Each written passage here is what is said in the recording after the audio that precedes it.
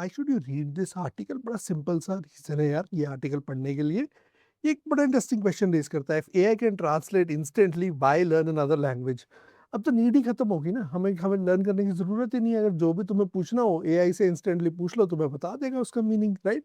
Imagine करो foreign country में हो, वहाँ किसी के सामने खड़े हो, कुछ पूछना है, उसने कुछ बोला, माइक ऑन किया, एआई को पूछा, ट्रांसलेशन मिल गया, आपने कुछ बोला, उसकी लैंग्वेज में आपने उसको वापस बता दिया। सो that is something that you can do, right? So language learn करने का रीजन ही नहीं है। आर्टिकल एक्सप्लोर करता है कि लैंग्वेज लर्न करना ये मॉडर्न डे वर्ल्ड में is not only about learning the language, you also learn the culture, you also learn the rituals, the customs.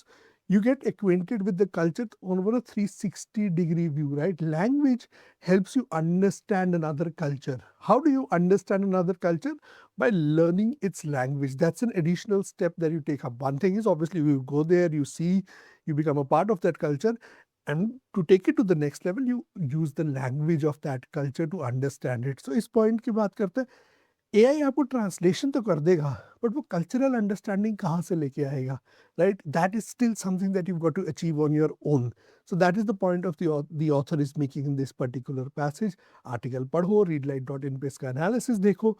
ऐसे interesting questions with respect to AI अब raise होते रहेंगे, right? AI इतना ज़्यादा infiltrate कर चुका है हमारी लाइफ्स को कि ऐसे अलग अलग क्वेश्चंस, अलग अलग फैसेट्स ऑफ लाइफ में एआई का यूज़ कितना एथिकल है, कितना नहीं है, कहाँ-कहाँ यूज़ हो सकता है, कैसे-कैसे हमें इम्पैक्ट कर सकता है, ये सारी चीज़ें डिस्कस होंगी आर्टिकल्स में, क्योंकि एआई डोमिनेट कर रहा है हमारा लैंडस्केप।